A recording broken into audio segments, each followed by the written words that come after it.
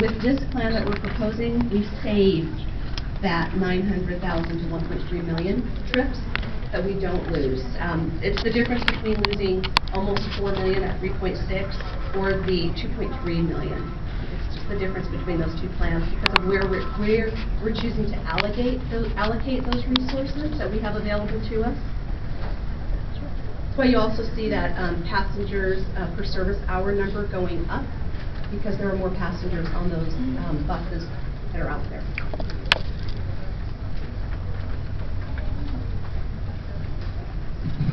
I'd just like to make a comment because I know that many of you in the audience are anxious to be able to share your personal stories with us. And I will tell you that we've had several of these meetings over the course of the last 2 years.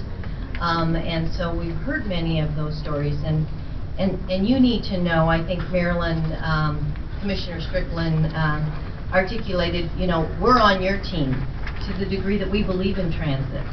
We sit on this board because we believe in transit, but we are facing an economic crisis in this agency because of the recession that we are facing in this country and the impact of what the reduction of sales tax does to a form of government, if you will, this agency that is dependent almost primarily on sales tax. It's the conundrum that this agency doesn't have a lot of other revenue streams to help carry it through this economic recession. So we're in a reality, and we're going to have to reset what we do and the services we provide. But the voters of Pierce County have spoken.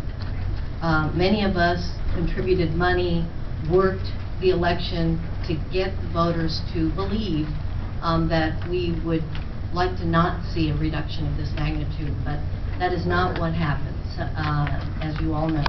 So you need to know that we're on your side.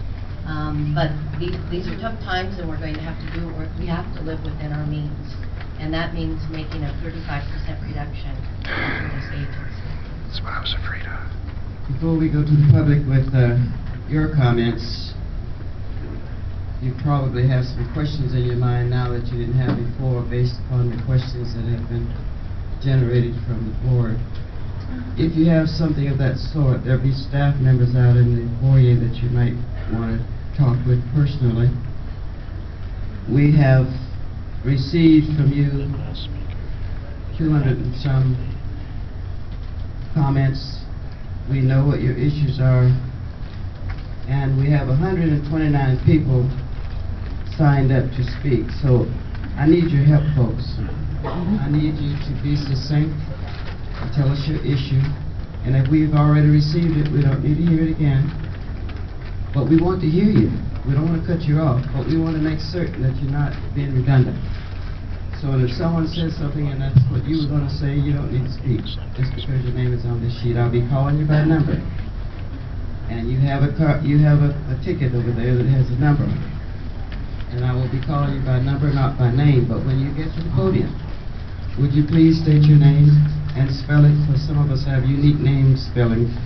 We want to make sure we get it right for the record. A hearing is an official document.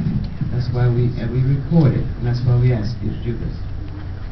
So you think about what you've already submitted, whether you need to speak or not, and I'd like you to line up in your queue so that we don't have to wait for you to come out of the crowd. We have mics available for those of you who have a hard time moving about. So raise your hand if your number comes up. You can't get up or it's difficult for you. Someone will bring you a mic. Okay? Thank you very much, and we're about ready to go, and we'll